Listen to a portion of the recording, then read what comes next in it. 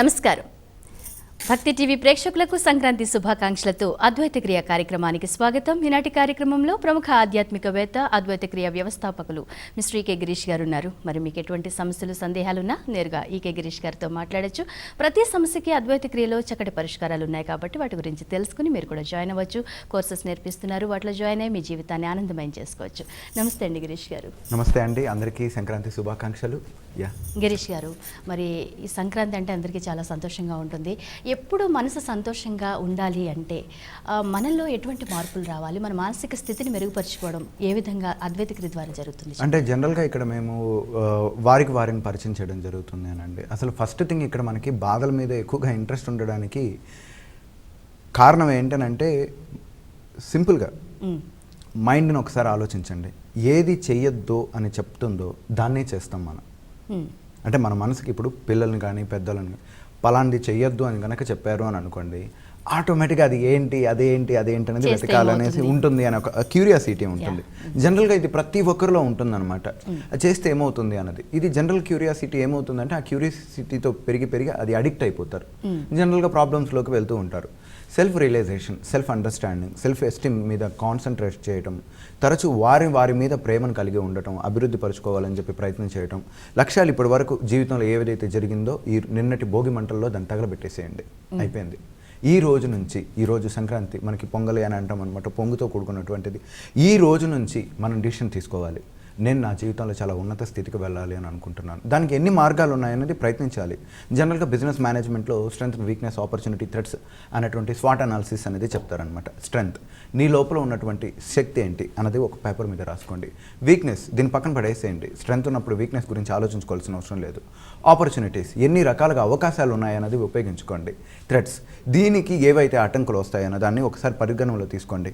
ఇవన్నీ మీరు కనుక ప్రయత్నం చేయగలిగితే ఎవరైనా అండి, అది 99 ఇయర్స్లో ఉన్నటువంటి ముసలివారైనా కావచ్చు, 8 సంవత్సరాల పిల్లవాడైనా కావచ్చు, ఈ మధ్యలో ఉన్నటువంటి వాళ్ళు ఎవరైనా సరే వాళ్ళ జీవితాలను బాగుపరుచుకునే శక్తి, సంపూర్ణమైనటువంటి స్వేచ్ఛ అన్నది భగవతత్వం ఇవ్వడం జరిగింది, పరబ్రహ్మతత్వం. మనం ఏంటి అని అంటే మనకున్నటువంటి నాలెడ్జ్ వల్లనో, లేకపోతే ఇతరుల యొక్క ప్రోద్బలమో, లేకపోతే వాళ్ళ యొక్క ఇన్ఫ్లుయెన్సో, వీటన్నిటి వల్ల ఏంటనంటే మనం మనల్ని బలహీనులు అని అనుకుంటున్నాం. నిజంగా చెప్పాలి అని అంటే 1,000,000 హైడ్రోజన్ బాంబులకి ఎంత పవర్ ఉంటుందో ఒక మనిషి యొక్క ఆత్మ చైతన్య శక్తి కూడా అంతే ఈక్వల్. ఏమైనా చేయగలుగుతుంది, ఎంతటి అద్భుతాలనన్నా క్రియేట్ చేయగలుగుతుంది. దానికి కావాల్సిందల్లా వాళ్ళ మీద వారికి విశ్వాసం, వారి మీద వారికి నమ్మకం. అద్వైత క్రియలో ఏదో ఒక థర్డ్ పార్టికలో లేకపోతే సెకండ్ పార్టికలో ఏదో చెప్పేసి మీరు దీన్ని నమ్ముకోండి ఇది అయిపోతారని చెప్పం. మిమ్మల్ని మీరు సరిదిద్దుకోండి అని చెప్తాం. కంప్లీట్గా వాళ్ళ ఎనర్జీ మీదే, వాళ్ళతో వాళ్ళు చేసేది. ఒక మనిషి దేని మీద డిపెండెన్స్ అయ్యాడనుకోండి, ఎప్పుడు డిపెండెంట్ అవుతాడు. ఈరోజు కాకపోతే నాకు మరలా ఎలా అనేది. బట్ తనకు ఆ దారి కనుక తెలిసింది అని అనుకోండి, ఈరోజు కాకపోయినా రేపు వెళ్ళగలుగుతాడు. అటువంటి విధానం అంటే మేము మనిషిని ఒక సంపూర్ణ స్వేచ్ఛావాదిగాను, పరిపూర్ణమైనటువంటి శక్తివంతుడుగాను తయారు చేయడం జరుగుతుంది. ఇక్కడ నిజమైనటువంటి ఆధ్యాత్మికత వెల్లివిరుస్తుంది ఎప్పుడైతే తన శక్తిని తను తెలుసుకోగలుగుతాడో, తనను సృష్టించినటువంటి పరబ్రహ్మతత్వం అన్నది ఏదైతే ఉందో దాన్ని మనిషి తెలుసుకోగలుగుతాడు. మనిషి జ్ఞానవంతుడు అవుతాడు, బానిసత్వం నుంచి దూరం అవుతాడు, నిజమైన స్వేచ్ఛ జీవితాన్ని అనుభవించడానికి అవకాశం ఉంటుంది. సో అదే మెయిన్ కోర్ కాన్సెప్ట్ ఆఫ్ అద్వైత క్రియ. సో మనిషిని, తన శక్తిని తను అర్థం చేసుకొని ఉన్నతమైన జీవితాన్ని అనుభవించడానికి కావాల్సినటువంటి కాన్సెప్ట్స్ అన్నిటిని మేము ఒక్కొక్క కాన్సెప్ట్ వారికి ఏం కావాలి ప్రధానంగా మీకు ఏం కావాలి అన్నది తెలుసుకోవాలి అని అనుకుంటే ఒక్కసారి హృదయం మీద చేపెట్టి నాకేం కావాలి అని చెప్పి తరచూ అడగండి. ఒక 5 సార్లు 6 సార్లు అడిగితే అది ఫస్ట్ టక్కని సమాధానం వస్తుంది. ఏదైతే మొట్టమొదటి సమాధానం అన్నది రావడం జరుగుతుందో అదే మీ జీవనానికి కావాల్సినటువంటి మొట్టమొదటి ప్రారంభపు స్టెప్.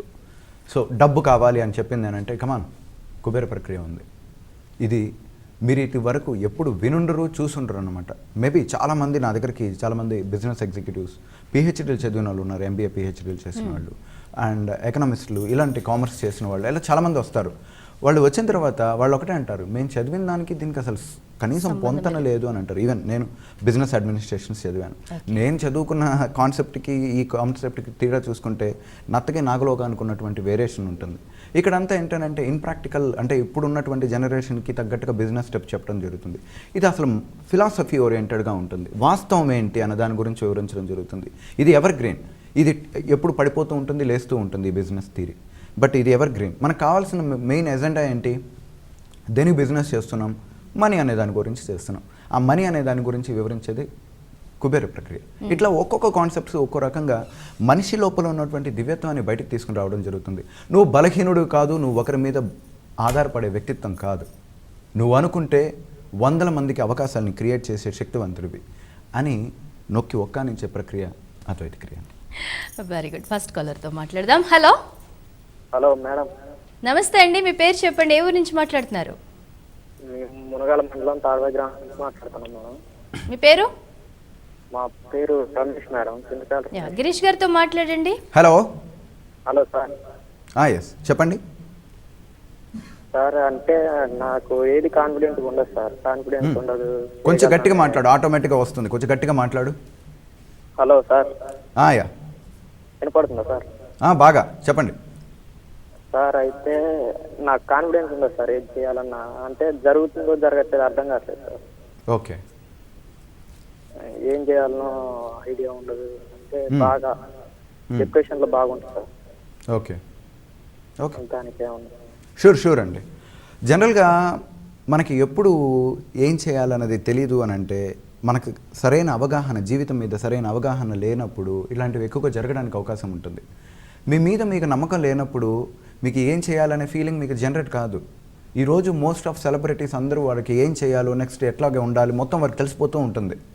వారికి ఒకవేళ తెలియకపోయినా సరే వాళ్ళు ఆటోమేటిక్గా దాన్ని అడ్జస్ట్ చేసుకుని వెళ్ళిపోతూ ఉంటారనమాట వారి జీవితం. అదే వాళ్ళకు ఉన్నటువంటి శక్తి, సామర్థ్యం అనమాట. సో మీ మీద ముందు మీకు కాన్ఫిడెంట్, మీకు ముందు మీకు విపరీతమైనటువంటి ప్రేమ కలగాలి. ఆ ప్రేమ కలగాలి అని అంటే అంత ఆషమాషి కాదు. మిమ్మల్ని బాగా క్లోజ్ అబ్జర్వ్ చేసుకోవాలి. నేను ఇందాక చెప్పాను, స్ట్రెంగ్త్స్ ఏమున్నాయన్నది ఒక్కసారి మీ పేపర్లో రాసుకోండి. మీరు దానికోసం పిహెచ్డీలే చదవాల్సిన అవసరం లేదు. 10th క్లాస్ చదివారా, 8th క్లాస్ చదివారా, అది సరిపోతుంది. అది చాలు. చదవగలను, మాట్లాడగలను, వినగలను, ఇది చాలు. ఓకే. రెండవది ఇంకొక స్ట్రెంగ్త్ ఏముంది, కష్టపడి పనిచేయగలిగే సామర్థ్యం ఉంది. రైట్, అది ఇంకో స్ట్రెంగ్త్. ఇంకా ఏమున్నాయో వాటి మీద చూడండి, రోజు వాటిని డెవలప్ చేయండి. ఒక్క స్ట్రెంగ్త్ని పర్ఫెక్ట్గా తీసుకొని రాగలిగినా చాలు. మీరు ఆకాశంలో ఒక నక్షత్రం లాగా వెలిగిపోతారు. అదే ఇది లేదు, ఇది లేదు, ఇది లేదు, ఇది తక్కువగా అని చెప్పి మిమ్మల్ని తక్కువ చేసుకుంటూ వెళ్ళారంటే మీరు దేనికి కొరకరాని కొయ్యలాగా తయారైపోయేసి ఆఖరికి మిగిలిపోతారు. సో మీకైతే అమృత ప్రక్రియ అనే ఒక కాన్సెప్ట్ ఉంటుందండి. It is 5 days of class. ఈ క్లాస్లో మీరు కనుక చేయగలిగారంటే, మీరు ఇప్పుడు ఇందాక జస్ట్ స్లోగా మాట్లాడారు, చాలా గట్టిగా మాట్లాడి అంతటి ఎనర్జీ రావడం జరుగుతుంది. అంటే మీ స్ట్రెంగ్త్ మీకు అర్థమైపోతుంది. కాన్ఫిడెన్స్కి కేర్ ఆఫ్ అడ్రస్ మీరు అయిపోతారు అనమాట. ఆ విధంగా ఉంటుందండి. యా, గిరీష్ గారు, కొంతమంది నిరుద్యోగులు ఉంటూ ఉంటారు. వాళ్ళు ఎన్ని డిగ్రీలు కంప్లీట్ చేసినంత ఫస్ట్ ర్యాంకర్స్ అయినప్పటికీ కూడా వాళ్ళకి జాబ్స్ రావు. ఏదో ఒక చిన్న జాబ్ వస్తేనే కదా మేము ఏంటో ప్రూవ్ చేసుకునేది, ఏదో ఒక జాబ్ వచ్చి 4 డబ్బులు సంపాదిస్తేనే కదా సెల్ఫ్ కాన్ఫిడెన్స్ ఉండేది, ఇంకా మనము డెవలప్ అయ్యేది అని అనుకుంటుంటారు. జాబ్స్ రావట్లేదని ఇంకా వాళ్ళ మానసిక స్థితి చాలా అధ్వానంగా అయిపోతూ ఉంటుంది. మరి ఇటువంటి వాళ్ళకి ఏమైనా అద్వైత క్రియలో మంచి ప్రక్రియలు ఉన్నాయా? వాళ్ళు ఏ విధంగా డెవలప్ అవ్వాలి? ఉందండి. కార్యసిద్ధి ప్రక్రియ అనే ఒక కాన్సెప్ట్ ఉంది. అంటే ప్రధానంగా ఏంటంటే మైండ్ కానీ ఈ యొక్క యూనివర్స్ కానీ ఒక ప్రోగ్రామింగ్ వ్యవస్థ మీద రన్ అవుతూ ఉంటుంది. జనరల్గా ఇంజనీరింగ్ చదువుతూ ఉన్నారు అనుకుందాం. ఎగ్జాంపుల్ ఇప్పుడు ఇంజనీరింగ్ చాలా ఎక్కువగా ఉంది కాబట్టి దాని గురించి చెప్తాను. నేను ఇంజనీరింగ్ జాయిన్ అయ్యారు. ఇంజనీరింగ్ జాయిన్ అవుతున్నప్పుడు మొట్టమొదటి కాన్సెప్ట్ ఏంటి, ఇంజనీరింగ్ కంప్లీట్ అవడంతోనే కోర్లోనో లేకపోతే సాఫ్ట్వేర్లోనో ఏదో ఒక జాబ్ తీసుకొని అక్కడ సెటిల్ అవ్వాలనేసి. వీరికి ఇంజనీరింగ్ చదువుతున్నప్పుడు మొట్టమొదటి ఎయిమ్ అలా ఉంటుంది. సో ఆటోమేటిక్గా ఈ యొక్క టోటల్ ప్రోగ్రామింగ్ వ్యవస్థ మొత్తం దానివైపు తీసుకుని వెళ్తూ ఉంటుంది. ఇంతలోపలికే స్టడీస్ మీద కొంచెం కాన్సన్ట్రేట్ తగ్గడము, లేకపోతే కరెక్ట్గా చదవకుండా ఉండడం వల్ల, వీటన్నిటి మీద సరైన అవగాహన లేకపోవడం వల్ల కొంచెం ఫెయిల్యూర్ అవ్వడం జరుగుతుంది. ఫెయిల్యూర్ అవడంతోనే వారికి తక్కువగా అవగాహన తెచ్చుకొని ఇమీడియట్లీ ఇంకేదైనా చిన్న జాబ్ చేయాలనేసి ఏదో ఇంజనీరింగ్ కంప్లీట్ చేసాం, ఏదో బ్యాంకింగ్స్లోనో లేకపోతే ఇంకా వేరే సెక్టార్లో పోయి పనిచేద్దామని చెప్పి ఫీలింగ్ జనరేట్ అవుతుంది. అక్కడికి వెళ్ళిన తర్వాత మొదటి ఆలోచన ఏదైతే ఉందో వారి ఇంజనీరింగ్ చేయాలనే ఆలోచన లాగుతూ ఉంటుంది. ఇక్కడ అన్సాటిస్ఫైడ్. సో రెండవది స్కిల్ ఉండదు, టాలెంట్ ఉండదు, ఏమీ ఉండదు, ఏం డెవలప్ చేయరు, బట్ మైక్రోసాఫ్ట్లో జాబ్ కావాలని చెప్పి కోరుకుంటారు. సో అది కూడా ఒక ప్రాబ్లం అనమాట. రెండవది ఏ వర్క్ చేస్తున్నా దాని మీద గ్రాటిట్యూడ్ అన్నది అసలు ఉండదు. ఇది ప్రధానమైన సమస్య. మనిషి జీవితం ఏడవడానికి, ఈరోజు దుఃఖమయం కావడానికి ప్రధానమైన సమస్య ఏదన్నా ఉంది అని అంటే కృతజ్ఞత అన్నది లేకపోవటం. మనిషికి ఎప్పుడైతే కృతజ్ఞత ఉండదో దౌర్భాగ్య స్థితిలోకి వెళ్ళిపోతాడు. కృతజ్ఞత ఎవరి మీద ఉండాలి? వారి మీద వారికి ఉండాలి, వాళ్ళు చేస్తున్న పని మీద ఉండాలి, వారికి వచ్చిన అవకాశం మీద ఉండాలి, ప్రతి దాని మీద ఉండాలండి. ఇప్పుడు నేను ఒక చిన్న ఎగ్జాంపుల్ చెప్తాను. ఈరోజు అందరూ ఏ జాబ్ అయినా పర్లేదు అని అంటారు. సరే జాబ్లో జాయిన్ అవుతారు. 2 రోజులు చేసిన తర్వాత అసలు నాకు ఇది ఇష్టమే లేదు, అది ఇది అని చెప్తారు. ఆ తర్వాత మరలా వీరు తృణీకరిస్తున్నారు. ఏదో ఒక అవకాశ రూపంలో వచ్చింది, దాన్ని 100% కనుక చేయగలిగారు అని అంటే ఆటోమేటిక్గా వీరు నెంబర్ 1 అయిపోతారు, ఎనీ ఫీల్డ్లోనా అని అవుతారు. జనరల్గా చెప్పాలంటే ఇది ఒక life story of Abdul Kalam గారి యొక్క లైఫ్ స్టోరీలో తీసుకున్నాం అనుకోండి. ఆయన యాక్చువల్లీ ఏరోనాటికల్ ఇంజనీరింగ్ కంప్లీట్ చేశారు.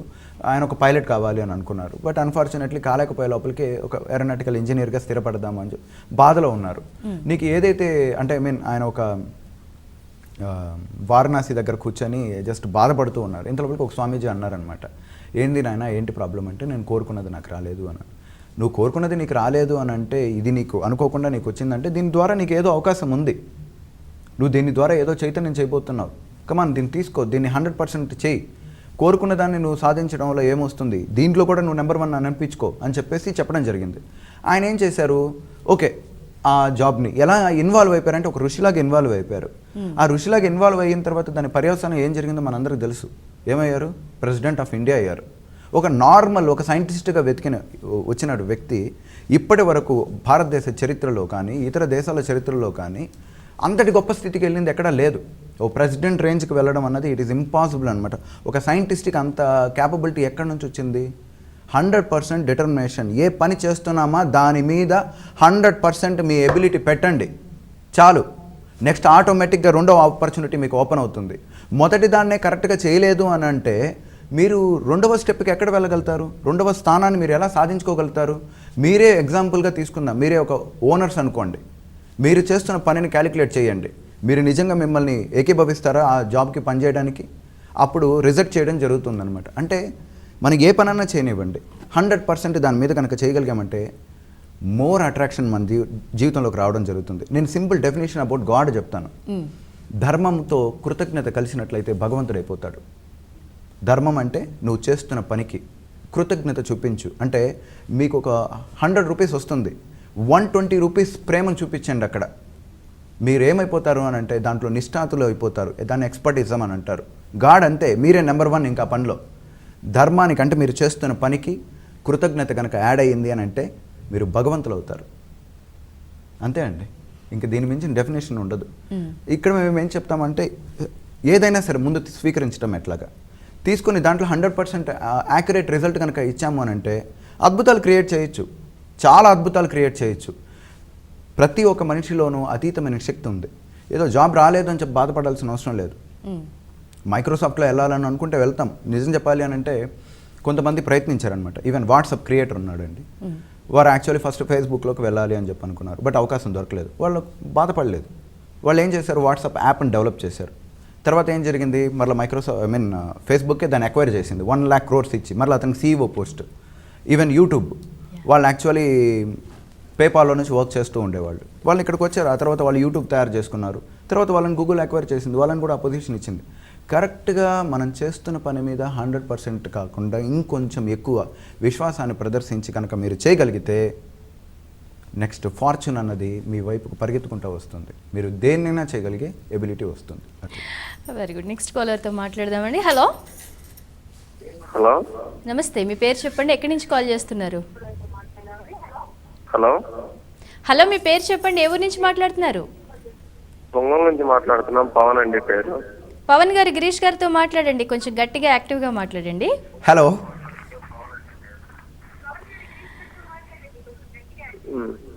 పవన్ గారు, మీరు టీవీ చూస్తూ మాట్లాడద్దు, టీవీ మ్యూట్లో పెట్టుకోండి.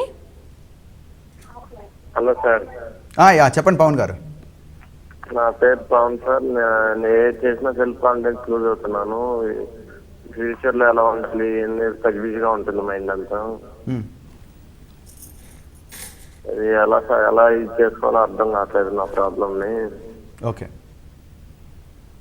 అదే అండి, నేను ఇంతకు ముందు కాల్ కూడా దగ్గరగా మనకి ఇదే టాపిక్ గురించి డిస్కషన్ జరిగింది. సెల్ఫ్ లవ్వింగ్ అనేది చేయడం వల్ల జరుగుతుంది. పవన్ అని పేరు పెట్టుకున్నారు. పవన్ కళ్యాణ్ లాగా చాలా గట్టిగా మాట్లాడతారని చెప్పి అనుకుంటే మీరు చాలా వీక్గా మాట్లాడుతూ ఉన్నారు. సో ఈ కాన్సెప్ట్ అనేది అమృత ప్రక్రియ అనే కాన్సెప్ట్ ఉంటుందండి. ఆ కాన్సెప్ట్ ఏంటి అని అంటే మిమ్మల్ని ఏ విధంగా డిజైన్ చేసుకోవాలి, అసలు నిజమైన జీవితాన్ని ఏ విధంగా బిల్డ్ చేసుకోవాలి, అసలు కాన్ఫిడెంట్ని ఏ విధంగా రావాలి అంటే దాన్ని ఏం చేయాలి అనేది ఒక రకమైనటువంటి కాన్సెప్ట్లన్నింటినీ అమృత ప్రక్రియలో చెప్పించడం జరుగుతుంది. సో ఆ క్రియ చేసినట్లయితే డెఫినెట్లీ మీరు ఇలా మాట్లాడరు, పవన్ కళ్యాణ్ మాట్లాడినట్టు మాట్లాడతారనమాట. Okay okay, yes. Girish garu, మరి కోర్సెస్ నేర్చుకోవాలనుకునేవారు ఏ విధంగా మిమ్మల్ని సంప్రదించాలి? మీరు అందించే సేవలు చెప్పండి. ఎస్ అండి, అదే స్క్రీన్ మీద కనబడుతున్నటువంటి నెంబర్లకి కాల్ చేసి మీరు అపాయింట్మెంట్ తీసుకొని మీకు మీ ప్రాబ్లం ఏముందో చెప్పినట్లయితే దానికి తగ్గట్టుగా వాళ్ళకి కోర్సును అందించడం జరుగుతూ ఉంటుందండి. సో ఎటువంటి ప్రాబ్లం అయినా సరే దానిని అనలైజ్ చేసుకొని వారికి ఏది సూట్ అవుతుందో అన్నది వివరించడం జరుగుతుంది. సో దాన్ని బట్టి కావాలి అని అనుకుంటే స్క్రీన్ మీద కనబడుతున్నటువంటి నెంబర్లకి కాల్ చేయాల్సి ఉంటుంది. ఈ కుబేర ప్రక్రియ అంటే అసలు ఏమేమి నేర్పిస్తుంటారు? చిన్న చిన్న వ్యాపారస్తులు కూడా ఇది నేర్చుకోవచ్చా, లేకపోతే జాబ్ చేయాలి అనుకుంటున్న వాళ్ళు ఎవరైనా నేర్చుకోవచ్చా కుబేర ప్రక్రియ? అంటే కుబేర అని అంటే యాక్చువల్లీ దాంట్లో దీన్ని సింపుల్గా చెప్పాలంటే బిలీనియర్ కాన్సెప్ట్ అని అంటామండి. మేము generally will called as billionaire concept. అంటే ఏంటంటే మనీ సంపాదించుకోవడానికి ఈ ప్రపంచంలో ప్రతి ఒక్కరికి అర్హత ఉంది. ఎందుకనంటే ప్రతి ఒక్క మనిషి పరబ్రహ్మము, డబ్బు పరబ్రహ్మము. దాన్ని అట్రాక్ట్ చేసే ఎనర్జీ ప్రతి ఒక్కరికి ఉంది. ఒకరికి ఉంది, ఇంకొకరికి లేదు అని చెప్పడానికి లేదు. అది చిరు ఉద్యోగులైనా కావచ్చు, లేకపోతే చిరు వ్యాపారులన్నా కావచ్చు, గృహిణులన్నా కావచ్చు, ఎవరైనా కావచ్చు అనమాట. వారు కావాల్సినటువంటి కంప్లీట్ ఎబిలిటీస్ ఉన్నాయి. అయితే దానికి సీక్రెట్ తెలియాలి. అవును. ఇప్పుడు బిలియనర్ అయ్యారు అని అనుకోండి, ఎలా అయ్యారు వాళ్ళు? ఏ విధంగా నెంబర్ 1 అయిపోయారు? ఒక టెక్నిక్ ఉంది వాళ్ళ దగ్గర. ఆ టెక్నిక్ని కరెక్ట్గా అప్లై చేసుకున్నారు, నెంబర్ 1 అయిపోయారు. మిగిలిన వాళ్ళు కాలేదు. ఎందుకు కాలేదు అని అంటే because of they don't know. మనకు సింపుల్గా చెప్పాలంటే ఈరోజు మనం గాలిపటాలు ఎగరేస్తూ ఉంటాం అనమాట. దానికి సూత్రం అనేది ఒకటి ఉంటుంది. సూత్రాన్ని కరెక్ట్గా పెట్టామంటే గాలిపటం పైకి ఎగురుతుంది. సూత్రం కరెక్ట్గా లేదు అని అనుకోండి, ఎంత మంచి గాలిపటం తెచ్చుకున్నా కరెక్ట్గా ఎగరదు. సిమిలర్లీ లైఫ్ అనేది కూడా అలాగే ఉంటుందన్నమాట. డబ్బు అనేది ఒక సూత్రం మీద ప్రయాణం చేయడం జరుగుతుంటుంది. ఆ సూత్రం ఏంటి, దాన్ని ఎలా అప్లై చేయాలి, ఎలా అప్లై చేయగలిగితే మన జీవితంలోకి రావడం జరుగుతుంది, దాన్ని వచ్చిన దాన్ని ఎలా ఉపయోగించుకోవాలి, మీ దగ్గర ఎలా స్టాండర్డ్గా పెట్టుకోవాలి, ఈచ్ అండ్ ఎవ్రీథింగ్ ఉంటుందండి. కంప్లీట్లీ కుబేర ప్రక్రియలో ఏంటంటే అసలు వెల్త్ మేనేజ్మెంట్ సైన్స్ చెప్పడం జరుగుతుంది. వెల్త్ మ్యాగ్నెటిజం అంటే వెల్త్ని మీరు అంటే ఈ ప్రాస్పరిటీ ఏదైతే డబ్బు ఉందో మీరు ఒక మ్యాగ్నెట్, ఒక అయస్కాంత తత్వం లాగా దాన్ని అట్రాక్ట్ చేయాలంటే ఏం చేయాలి అనేది. ది లా ఆఫ్ ఎబిలిటీ అంటే ముందు డబ్బు రావడానికి ఒక ఎబిలిటీ అనేది ఒకటి ఉంటుంది. ఎవరికంటే వాళ్ళకి రాదు అది. ఆ ఎబిలిటీని ముందు మనం క్రియేట్ చేసుకోవాలి. ఆ ఎబిలిటీని ఎలా బిల్డ్ చేసుకోవాలి అనేది law of ability. And in case అప్పులు అవుతూ ఉంటాం అనమాట జనరల్గా. వాటిని అప్పులు అని చెప్పి అనకూడదు, ఇంకొక వర్డ్ ఉపయోగించుకోవాలి. సో వాటిని ఎలాగ వాడాలి, వాటిని ఒకవేళ ఉన్నట్లయితే భారీ స్థాయిలో ఉన్నాయి, ఆల్మోస్ట్ ఒక 100 కోట్లు, 20 కోట్లు, 10 కోట్లు ఉన్నా సరే within span of 1 year are 1.5 year లోపల కల్లా మొత్తం లేపేస్తారు. ఉండని కూడా ఉండవు. వీరు వారికి ఇచ్చే విధంగా ఎలా తయారవ్వాలి అనేటువంటి కాన్సెప్ట్ని ఇక్కడ వివరించడం జరుగుతుంది. చాలామందికి అయిపోయింది. అదే మనకి చాలా మొండి బకాయిలు ఉన్నారు, అంటే వేరే వాళ్ళు మనకి ఇవ్వాల్సింది ఉన్నాయి, అవి రావు, ఆల్మోస్ట్ ఇంకా ఎండ్ అని అనుకున్నాం. వాటిని మరలా తెచ్చుకోవటం ఎట్లాగా అనే కాన్సెప్ట్. విష్ లిస్ట్ అంటే వారి జీవితంలో ఏవైతే ప్రణాళికలు వేసుకుంటారో, నేను 10 కంట్రీల్లో తిరగాలనుకుంటున్నాను, ఎస్ అయిపోతుంది. 10 కాదు 20 రాసుకున్నాను అంటాం మేము.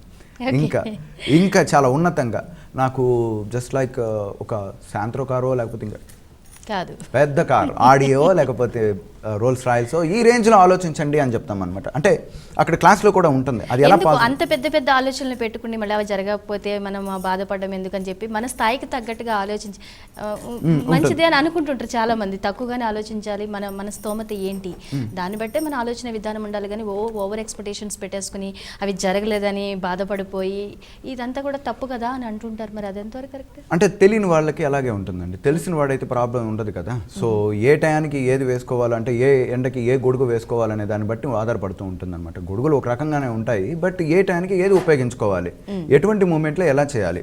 ఇప్పుడు ఏమనిపిస్తుంది అని అంటే ఎందుకు అని అంటే పక్కన వారితో ఎప్పుడు కంపేరిటివ్ పెట్టుకుంటూ ఉంటాం మనం. సో వాళ్ళు పడిపోయారు, ఈయన ఇంకా తెలివైనవాడు, ఈయనకంటే ఆయన తెలివైనవాడు, సో కాబట్టి ఆయన పడిపోయాడు, ఆయన పడిపోయాడంటే నేను ఎందుకు పడిపోను అనేటువంటిది. మీరు యూనిక్, మీరు నెంబర్ 1. పడ్డాడు అని అంటే వాడి కాన్సన్ట్రేషన్ లేదని అర్థం. అతనితో మీరు కంపేరిటివ్ పెట్టుకోవద్దు. మీరు యూనిక్, మీరు నెంబర్ 1. మీరు ఏమనుకున్నా సరే మీరు సాధించుకోగలిగే శక్తి ఉంది. కరెక్ట్ ప్రోగ్రామింగ్ అనమాట, ఒక మ్యాప్ అనేది. ఇప్పుడు జనరల్గా మనము ఏదైనా గల్లీలో వెళ్ళిపోయేసి మిస్ అయిపోతాం. ఎందుకు మిస్ అవుతున్నాము? మనకి మ్యాప్ తెలియదు కాబట్టి. ఇక్కడ మ్యాప్ ఉంటుంది. ఏ మ్యాప్లో మీరు ఉన్నారు, ఏ స్టేజ్లో ఉన్నారు, దాన్ని ఎలా చేయాలి, ఆ మూమెంట్లో ఎట్లాగా ఎనర్జీస్ని బిల్డ్ చేయాలి, ప్రతిదీ ఒక మ్యాప్ అనమాట, ఒక షెడ్యూల్ వైజ్గా ఉంటుంది. ఎప్పుడైతే దాన్ని కరెక్ట్గా ఫాలో అవుతారో, మొత్తం 12 స్టెప్స్ ఆఫ్ షెడ్యూల్ థియరీ ఉందండి. అది చేసిన తర్వాత ఎవరు పడ్డం అనేది కాదు కదా, అసలు పడ్డానికి ఛాన్స్ కూడా లేదు. రావాల్సిందే, ఏమైనా అవ్వాల్సిందే, ఆటోమేటిక్గా వాళ్ళకి ఆ బిల్డ్ అవుతూ ఉంటుంది. దాన్ని ఎబిలిటీ అనాలిసిస్ ఇలాంటివన్నీ కూడా వివరించడం జరుగుతుంది. నెక్స్ట్ కాలర్తో మాట్లాడదామండి. హలో హలో, నమస్తే, మీ పేరు చెప్పండి, ఎక్కడి నుంచి కాల్ చేస్తున్నారు? హలో, శ్రీదేవి గారు, గిరీష్ గారితో మాట్లాడండి. హలో హలో హలో హలో అండి. యా చెప్పండి శ్రీదేవి. ఇంతకు ముందు నేను ఇలా ధ్యానం చేశానండి. అంటే ఎలా అంటే ఫ్యూచర్ లో కొంచెం జరిగాయని తెలిసాయండి. అంటే ఫ్యూచర్ లో కొన్ని యాక్సిడెంట్స్ అవ్వడము, కొన్ని అంటే మదర్ కి బాగుండకపోవడము, అలాంటివి కూడా కొన్ని అంటే ముందుగా తెలిసాయి నాకు. ప్రస్తుతం అంటే మధ్యలో మానేశాను. అది ఇప్పుడు మళ్ళీ అంటే ఎలా చేయాలి అంటే అవి మళ్ళీ వస్తాయా? ఇప్పుడు అమృత ప్రక్రియ అంటే ధ్యానం నుంచి ధ్యానమే అంటారా? మీరు వేరే అంటే ఆత్మను బయటికి తీసుకొచ్చి చేస్తామంటున్నారు కదా. ఆత్మను బయటికి తీసుకొచ్చి చేస్తాం. ఓకే నాకు అర్థమైందండి మీ ప్రాబ్లం ఏంటో, మీరు క్వశ్చన్ ఏంటో నాకు కంప్లీట్గా అర్థమైపోయింది. ఇక్కడ ఆత్మని బయటికి తీసుకొని ప్రేతాత్మలు మధ్యలో చేర్చడం ఇలాంటివి ఏమీ ఉండవు. సో కాబట్టి ఇక్కడ ఏంటంటే completely it's a very good concept. Immunity power అనేది పెంచడం జరుగుతుంది, అంతేగాని ఆత్మని బయటికి తీసుకురావడం అలా జరగదండి. ఆత్మ బయటికి వెళ్ళిందంటే ప్రాణం పోతుంది, ఇది ఇంపాసిబుల్. రెండవది, మనం ఏదైతే నెగిటివ్లో ఆలోచన కనుక చేసామనంటే మనకి ఫ్యూచర్ అదే రకంగా కనబడుతుంది, వస్తుంది కూడా. అదేదో పెద్ద కష్టమైన థింగ్, అదేదో పెద్ద అతీతమైనదో ఏమీ కాదు. ఎవరైనా సరే దీన్ని అనలైజ్ చేసుకోవచ్చు అనమాట. మేబీ మీరు ప్రాబ్లమేటిక్ మీద మీ యొక్క మైండ్ చూసి ఉంటుంది, బహుశా అది కనెక్ట్ చేసుకోవడానికి అవకాశం ఉంటుంది. అమృత ప్రక్రియ అలాంటిది కాదండి. సెల్ఫ్ లవ్ అంటే ఏంటి? లవ్ అంటే తీసుకునేది కాదు, లవ్ అంటే ఇచ్చేది. భగవంతుడు ఏమైనా తీసుకుంటాడు మన దగ్గర నుంచి? ఏం తీసుకోడు. అంటాం అనమాట, ప్రసాదాలు పూజలు ఇలాంటివి ఏం అవసరం లేదు ఆయనకి. ప్రేమతో పత్రమైనను ఉదకమైనను పుష్పమైనను ఫలాపేక్ష రహితంగా సమర్పించినట్లయితే ప్రీతితో స్వీకరిస్తున్నాను. అట్లని ఎవరిని కానీ ద్వేషము కానీ ఎవరి మీద ప్రేమ కానీ నాకు లేదు అని భగవతత్వం చెప్పేసింది ఆల్రెడీ. ఇస్తే ఊరికనే ఇంకా మనం ఇచ్చాం కాబట్టి అది తీసుకుంటుంది, అది దాని కృతజ్ఞత రూపంలో తీసుకోవడం జరుగుతుంది. అంతేకాని ఇంకా ఏది అక్కడ ఎక్స్పెక్టేషన్ ఉండదు. ఇవన్నీ ఇక్కడ వివరించడం జరుగుతుంది. ప్రేమ అంటే ఏంటి? ఇవ్వడమే, తీసుకోవడం కాదు. సో ఎప్పుడైతే ఇవ్వగలిగే స్థితి కలిగి ఉంటుందో వారికి దైవత్వం అన్నది ప్రాప్తిస్తుంది. దానికోసం ఆత్మ బయటికి రావాల్సిన అవసరం లేదు, ఇంకేం లేదు. వారి యొక్క సోల్ ఎనర్జీ పెరగడం జరుగుతుంది అనమాట. ఎప్పుడైతే గాడ్ డివైనిటీ అనేది పెరగడం జరుగుతుందో, ఇది చాలా డిఫరెంట్ కాన్సెప్ట్ అండి. మీరైతే అనుకుంటున్నట్టు ఈ కాన్సెప్ట్ అయితే కాదు. It's a very very different and ఎవరు చెప్పలేంది కూడా, అంతే. యా గిరీష్ గారు, మరి అద్వైత క్రియలో ఈ ప్రక్రియలని చెబుతున్నప్పుడు మీరు ఇలా మాట్లాడుతున్నప్పుడు చాలా ఎనర్జెటిక్గా అనిపిస్తూ ఉంటుంది. నిజంగా జాయిన్ అయ్యి నేర్చుకున్న వాళ్ళకి ఇంకెలా ఉంటుందో ఎక్స్పెక్ట్ చేయొచ్చు. నాకు వచ్చిన సందేహం, ఈ ఎనర్జీ అన్నది లైఫ్ లాంగ్ ఉంటుందా? మళ్ళీ కొన్ని రోజులు అయిపోయాక డల్ అయిపోతామా? ఇది లైఫ్ లాంగ్ ఉండాలి అంటే మనలో ఇంత కసి, ఇంత పట్టుదల, మనం బాగా ఉన్నత స్థాయికి వెళ్ళాలి అనే ఈ థాట్స్ అన్నీ కూడా లైఫ్ లాంగ్ మనం క్యారీ చేయాలంటే ఏం చేయాలి? మ్యాక్సిమం ఇన్ఫ్లుయెన్స్ పనిచేస్తూనే ఉంటుందండి. ఒక్కసారి అది టచ్ అయిపోయిన తర్వాత మ్యాక్సిమం ఇన్ఫ్లుయెన్స్ పనిచేస్తూ ఉంటుంది. వీరు తరచూ చేస్తూ ఉంటే సరిపోతుంది. రోజుకి ఒక 3 to 5 minutes అన్నది పెద్ద కష్టమేం కాదు. 3 to 5 minutes అంతే. అది కూడా చేసుకోలేరు అని అనుకుంటే నాకు తెలిసి వాళ్ళు వేస్ట్ అనుకోవాలి, ఇంకా అంతే అంటాను. సో ఆ 5 minutes మినిమం టైం అన్నది ప్రాక్టీస్ చేసుకోగలగాలి. అది ఎక్కడైనా చేసుకోవచ్చు. మేము రిస్ట్రిక్షన్ అంటూ ఏమి లేదు. మీరు ఇట్లాగే కూర్చొని పర్టికులర్ చాప లేకపోతే రత్న కంబలి ఇలాంటివి వేసుకొని కూర్చోవాలి, ఆ తర్వాత కంప్లీట్ మీరు ఇవన్నీ ఆపేయాలి. అసలు ఫుడ్ విషయంలో కూడా చాలా రిస్ట్రిక్టెడ్ ఏం ఉండదండి ఇక్కడ. ఏం లేదు, చాలా రిలాక్స్ అనమాట. ఏం తినాలనుకుంటే తినండి, ఎలా ఉండాలనుకుంటే అలా ఉండండి.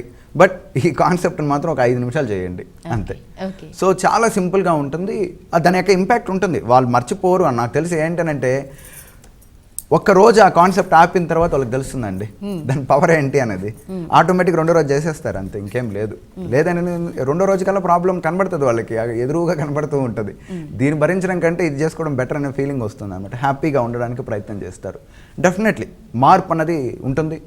శాశ్వతమైన మార్పు అనేది చేసే దాన్ని బట్టి ఆధారపడుతూ ఉంటుంది. సో ఎవరైతే బాగా ప్రాక్టీస్ చేస్తారంటే 5 minutes మినిమం అన్నా చేయగలిగితే చాలు. నేను 2.5 నిమిషం చేస్తానండి, అంత ఇంకెక్కువ చేయను.